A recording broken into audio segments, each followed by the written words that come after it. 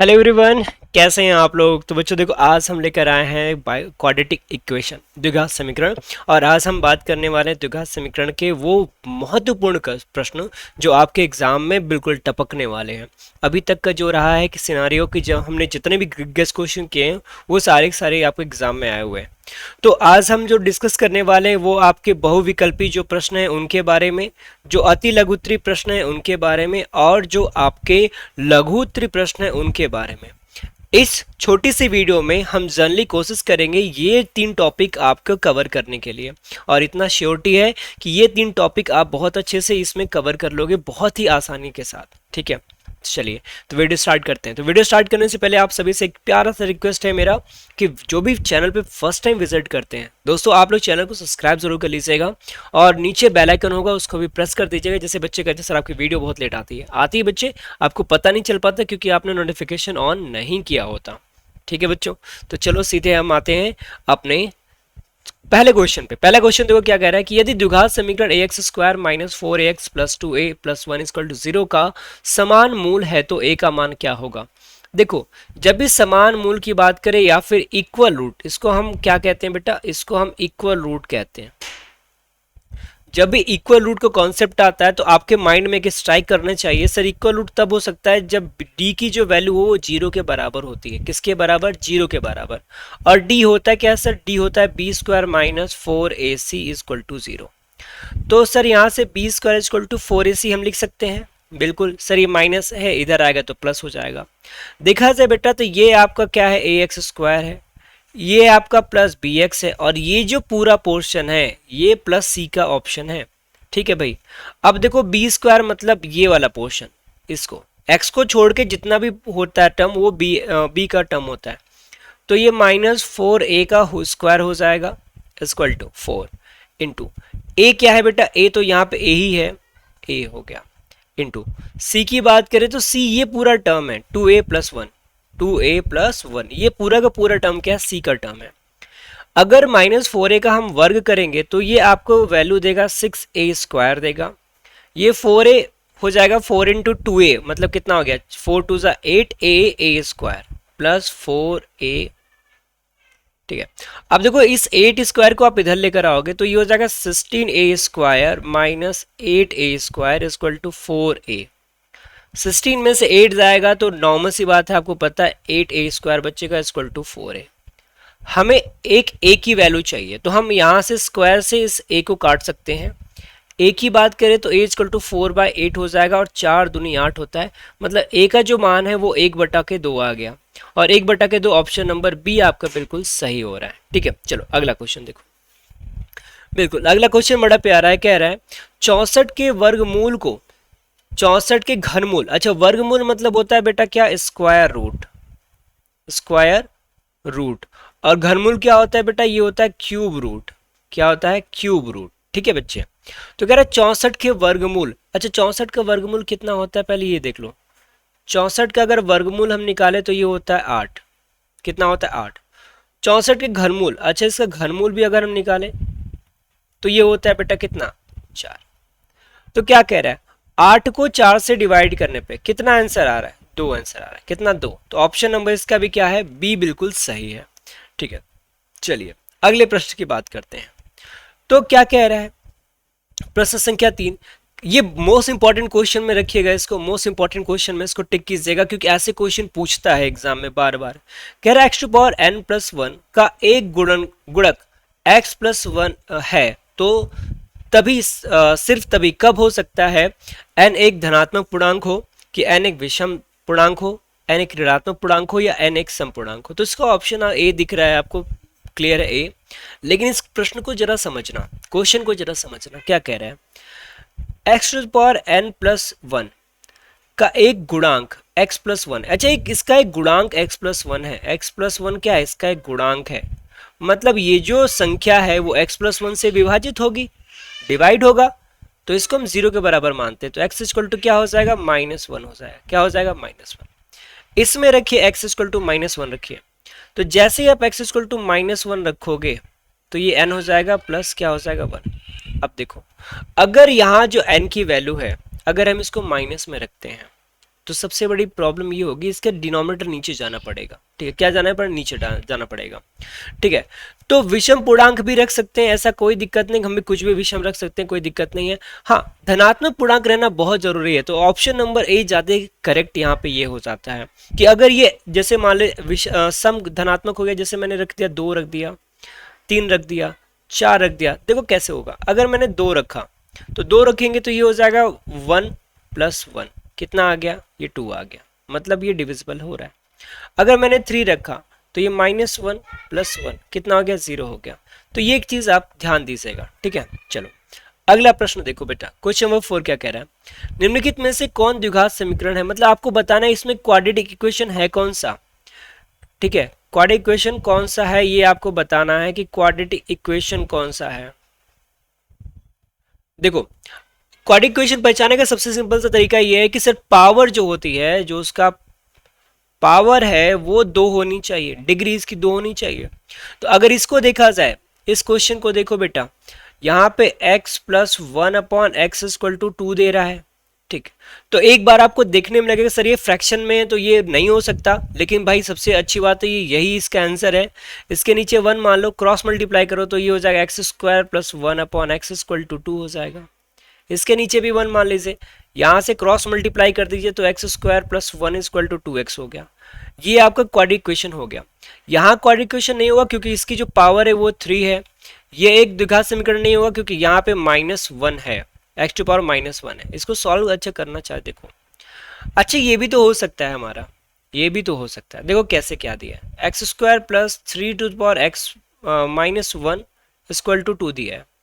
तो मैं इसको x² + 3/2 लिखूंगा, 3/x लिख सकता हूँ = 2।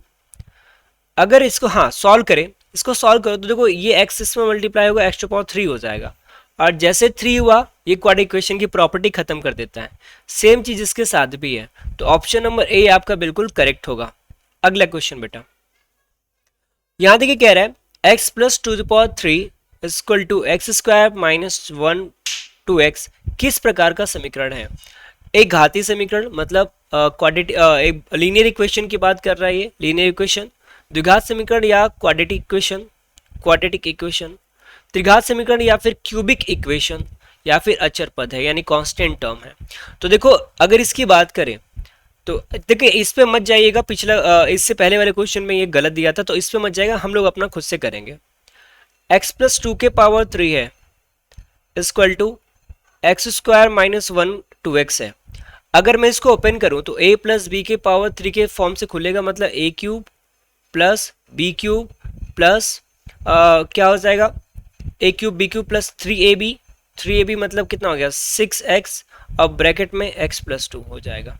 यही फॉर्म होता है ना, a + b का होल क्यूब क्या होता है a³ + b³ + 3ab और ब्रैकेट में a + b।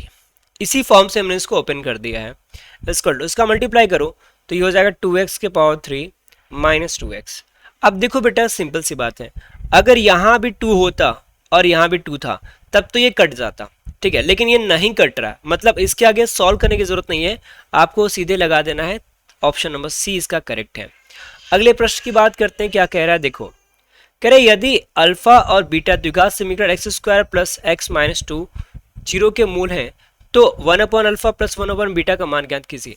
ये मोस्ट इंपॉर्टेंट क्वेश्चन है और बार बार आपसे पूछा जाता है, खासकर यही 2 नंबर के प्रश्न में ज्यादा पूछे जाते हैं इसको ऐसे क्वेश्चंस। तो देखो यहाँ पे क्या गिवन है, x² + x - 2 = 0। मैं मान लेता हूँ ये ax² + bx + c से कंपेयर कर दो इसका, ठीक है। तो यहाँ पे हम निकालेंगे मूलों का योगफल, क्या निकालेंगे, मूलों का योगफल, मूलों का योगफल।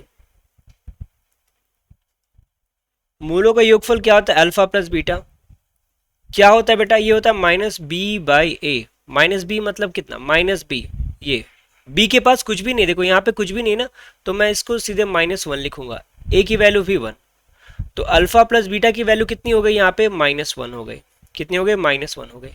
उसी तरह मूलों का गुणनफल निकाला जाए, मूलों का गुणनफल,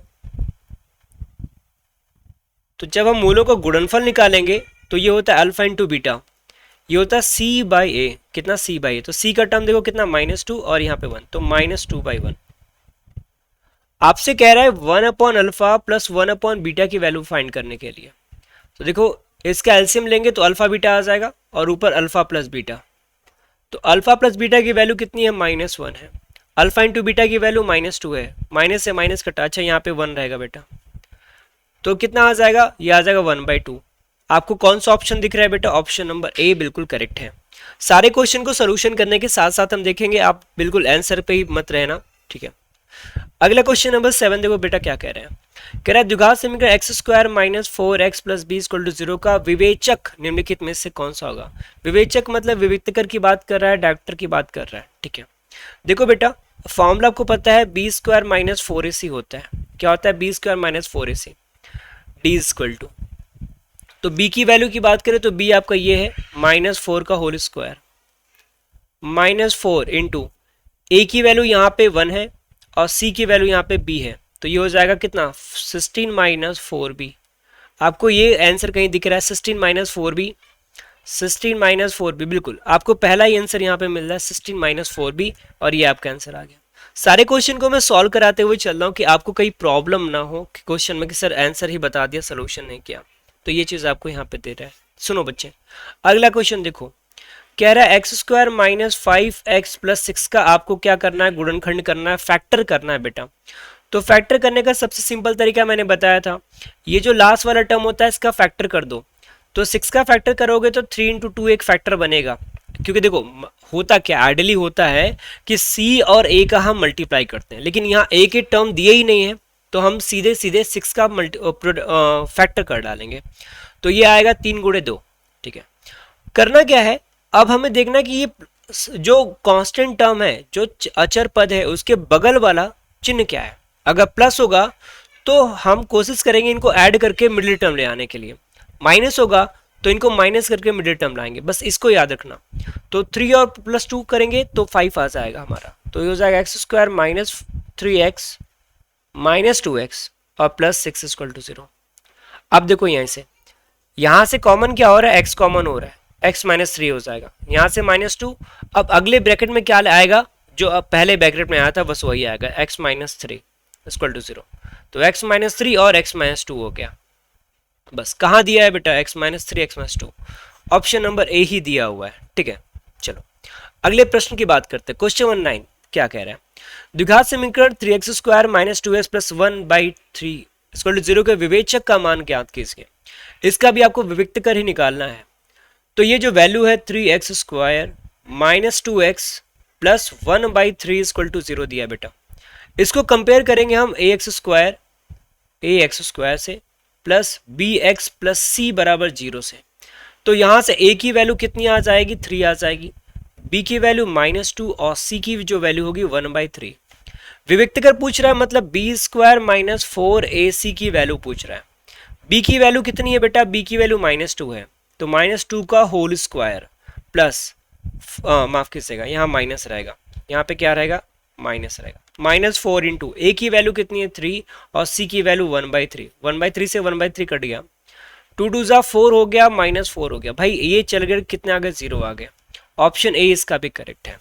देखो ये सारे बोर्ड एग्जाम में आए हुए क्वेश्चन थे, तो बार बार ऐसे क्वेश्चन पूछ रहा है, तो जनरली यही याद रहा, मैंने एमसीक्यूज ये एमसीक्यूज फॉर्म में दिया हुआ था, लेकिन जरूरी नहीं कि एमसीक्यूज में ही आए, ठीक है। आपके अति लघुत्तरी प्रश्न में या फिर लघुत्तरी प्रश्न में ये क्वेश्चन पूछे जा सकते हैं, ठीक है बच्चों, इस चीज का ध्यान देना। थोड़ा सा मैं तेजी के साथ चल रहा हूँ क्योंकि समय की थोड़ी सी हमारे पास कमी है। अगला क्वेश्चन देखो, कह रहा है कि x² plus 4x plus k equal to k के मूल वास्तविक हैं। अच्छा देखो, अगर मूल वास्तविक होते हैं, मूल वास्तविक मतलब रियल वैल्यू है, क्या है रियल रूट्स हैं, तो अगर रियल रूट्स हैं तो उसके लिए मैंने बताया था कि जो b² माइनस 4ac होगा उसकी वैल्यू 0 से बड़ी होगी। क्या होगी बेटे, 0 से बड़ी होगी। तो यही चीज आपको दिखाना है यहाँ पे। इसको कंपेयर करेंगे हम ax² plus bx plus c equal to 0 से कंपेयर करेंगे। तो a की वैल्यू यहाँ पे देखो क्या आ जाएगी बेटा, पहले तो b चाहिए ना, तो b कितना है हमारा 4² माइनस 4 इंटू a की वैल्यू कितनी है 1, c की वैल्यू खुद ब खुद k है इक्वल टू 0। तो ये हो गया 16 माइनस 4k इक्वल टू 0। इस 16 को इधर ले जाओ या फिर 4 के, तो इस 16 क्या हो जाएगा, अभी भी ये बड़ा होगा किससे 4k से, 4 4 जा 16, तो जो k की वैल्यू होगी वो बड़ी होगी किससे, 4 से बड़ी होगी। तो k की वैल्यू बड़ी किससे, 4 से बड़ी है, तो ऑप्शन नंबर आपका ए बिल्कुल सही हो रहा है। ठीक है, चलो अगला क्वेश्चन देखते हैं बेटा। क्वेश्चन नंबर 12 क्या है, वो काउंटिंग थोड़ी गड़बड़ हो गई तो उसमें कंफ्यूज मत होना। कह रहे यदि द्विघात समीकरण P x 2x² plus 3x minus 4 equal to 0 के मूल अल्फा और बीटा है तो अल्फा प्लस बीटा का मान ज्ञात कीजिए। तो बहुत सिंपल सा है यार, क्या दिक्कत है, मूलों का योगफल, यहाँ भी फॉर्मूला लगाएंगे हम, मूलों का योगफल, मूलों का योगफल।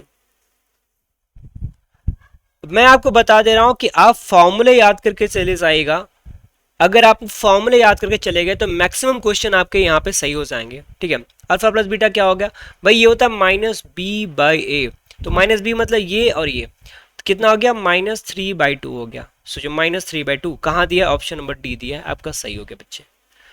बहुत सिंपल सिंपल क्वेश्चन है, बस आप थोड़ा सा फोकस करो, आपके आंसर आपके सामने आ जाएंगे। अगला क्वेश्चन देखो क्या रहा है, यदि द्विघात समीकरण x² माइनस के एक्स प्लस 1 के मूल वास्तविक न हो तो, अच्छा मूल वास्तविक, देखो 3 कंडीशन बताई गई थी, 3 कंडीशन ध्यान से सुनना। अगर d की वैल्यू 0 से सॉरी d की वैल्यू क्या हो, 0 से बड़ी हो, d की वैल्यू 0 से बड़ी हो, तो इसके जो मूल होते हैं वो वास्तविक होते हैं।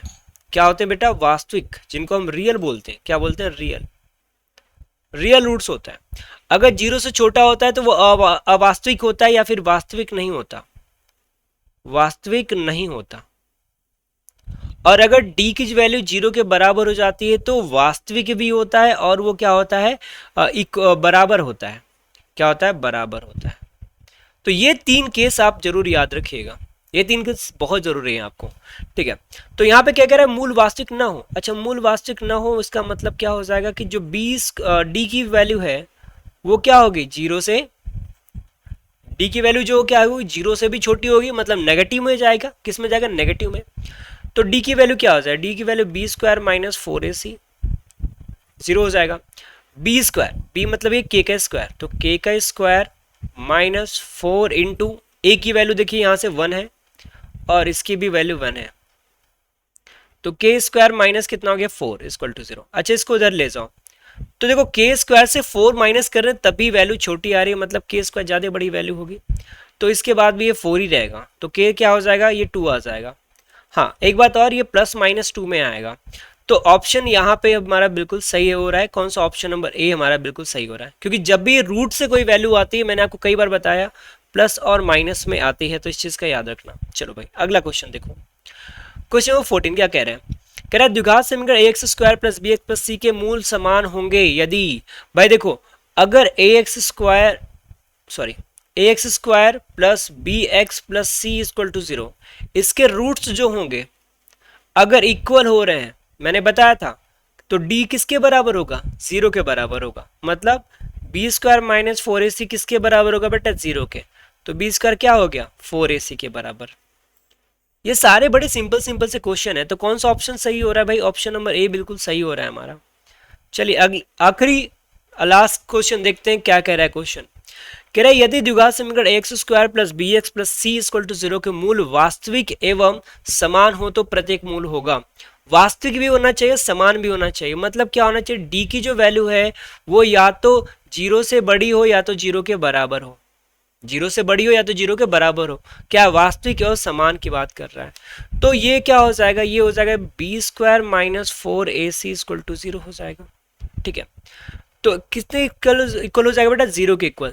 तो कह रहा है यदि द्विघात समीकरण x² plus bx plus c के 0 के मूल वास्तविक एवं समान हो तो प्रत्येक मूल होगा। तो प्रत्येक मूल की बात कर ले तो देखो b² इक्वल टू क्या हो जाएगा, 4ac के बराबर, कितना हो जाएगा, 4ac के बराबर। ठीक है, हमें किसकी वैल्यू चाहिए भाई, हमें चाहिए b की वैल्यू। ठीक है, क्योंकि यहाँ पे हम सीधे सीधे किसके निकाल रहे हैं, एक मिनट रुक जाओ बच्चे, मूल वास्तविक समान हो तो प्रत्येक मूल होगा। चलो प्रत्येक मूल होने की कंडीशन यहाँ पे शो कर रहा है, तो उसको थोड़ा सा देखो यार समझना पड़ेगा क्वेश्चन को, क्योंकि b² माइनस 4ac तो हो रहा है अपना। ठीक है, चलो ये तो क्वेश्चन टांग दिया, क्वेश्चन अच्छा है बच्चे। ऑप्शन तो यहाँ से दिख रहा है कि a होगा b minus b upon 2a, लेकिन कैसे होगा, अगर मैं इसकी बात करूं b इंटू बी की बात करूं इक्वल टू 4ac की बात कर लो, तो यहाँ पे भाई सी का टर्म तो है नहीं। चलो इस क्वेश्चन को देखते हैं भाई, क्वेश्चन को देखते हैं, ठीक है। अच्छा जरा सोचो, अगर इस क्वेश्चन में हम थोड़ा सा कुछ दूसरे तरीके से इस प्रश्न को करने की कोशिश करें तो, ठीक है, क्योंकि इस तरीके से तो नहीं आएगा, इस तरीके से क्वेश्चन का आंसर ये नहीं आएगा। हम एक काम कर सकते हैं इसके लिए, हम जो श्रीधराचार्य का नियम है वो लगा सकते हैं, क्योंकि यहां पे कह रहा है कि d इक्वल टू 0 होगा, मतलब क्या बी स्क्वायर माइनस 4ac की वैल्यू कितने हो जाएगी, 0 हो जाएगी। तो हमें यहां से मूल अगर हमें निकालना है तो x इक्वल टू क्या होता है, minus B plus minus under root B square minus 4ac upon 2a। क्यों बच्चों, यही होता है ना, इसी से कर लो, बड़े आराम से निकल जाएगा। तो x इक्वल टू क्या हो जाएगा, माइनस बी, और ये पूरा जो टर्म है भाई, ये पूरा टर्म किसके बराबर है, 0 के बराबर है, तो ये 0 हो गया अपॉन 2a। तो x equal to minus B upon 2a ये पॉसिबल है, तो ऑप्शन नंबर ए आ जाएगा। तो ये क्वेश्चन थोड़ा सा अच्छा था, घुमाने वाला क्वेश्चन था, ठीक है बच्चों। तो देखो यार, यहाँ तक आपकी ये दूसरी वीडियोस भी आ गई आपके पास। तो मेरी कोशिश यही है कि आपके एटलीस्ट मैथ्स वगैरह में तो कोई भी नंबर कहीं से कटने नहीं चाहिए। मैं आपको कंटिन्यू वीडियो प्रोवाइड कर रहा हूँ, इसका सोल्यूशन के भी दे रहा हूँ। तो आप लोग को बस इतना करना है कि अब ज़्यादा से ज़्यादा इसको शेयर कीजिए अपने दोस्तों के साथ, अपने जितने मित्र यार हैं, अपने व्हाट्सएप ग्रुप जितना है सबको शेयर कर दो, और कोशिश करो कि ज़्यादा से ज़्यादा नंबर लेकर आओ। और एक बात और, जो बच्चे बार बार पूछ रहे हैं सर पास होने का तरीका, बेटा पास होने का कोई शॉर्टकट नहीं होता, बट एक गलती आप लोग मत करना कि कॉपी ब्लैंक छोड़ के आना। नहीं आ रहा है तो कुछ ना कुछ लिख के आओ, लेकिन लिखो ज़रूर, ठीक है। जैसे अब सब्जेक्ट के अकॉर्डिंग ही लिखना, क्योंकि वर्ड उसमें समझ में आ जाते हैं, सब्जेक्ट के अकॉर्डिंग लिखो। अगर जैसे मान लो कोई क्वेश्चन पूछा हुआ है, क्वेश्चन नहीं आ रहा है, लेकिन दूसरा क्वेश्चन आपका आंसर आपको याद है, तो वही लिख डालो, लेकिन लिखो ज़रूर। क्वेश्चन नंबर डाल दो, हेडिंग दूसरा डाल दो जो तुम्हें हेडिंग याद है, लेकिन लिख के ज़रूर आओ, छोड़ के मत आना। अगर कॉपी आपने ब्लैंक छोड़ी तो अब डेफिनेटली आप फेल हो जाओगे, ठीक है बच्चों। तो इस चीज़ का ध्यान देना। चलो फिर बात करेंगे अगले वीडियो में, तब तक अपना ध्यान रखना। बाय बाय बच्चों, जय हिंद दोस्तों।